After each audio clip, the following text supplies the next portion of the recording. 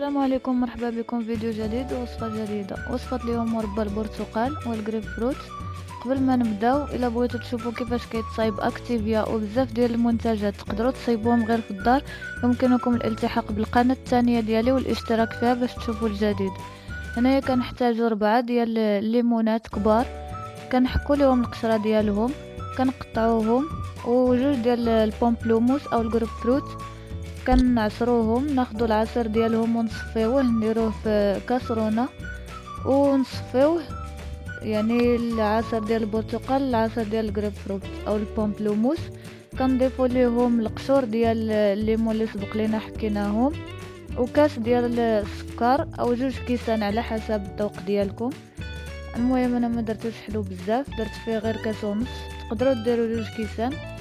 3 ديال المعالق ديال النشا، تخلطوهم مع الماء وتكبوهم في العصير، ديروهم على النار حتى يوصلوا للغليان مع التحريك بطبيعة الحال. تخليوهم مورا الغليان 5 ديال الدقائق، ومن بعد تخليوهم يبردوا شويه وديروهم في اناء زجاجي وتحتفظوا بهم في الثلاجه. هذا مربى اقتصادي وكيعطي كميه كبيره. الى عجبكم الفيديو يمكن لكم تبارطاجيوه وديروا لايك للفيديو. هذه بعض وصفاتي السابقه. شكرا.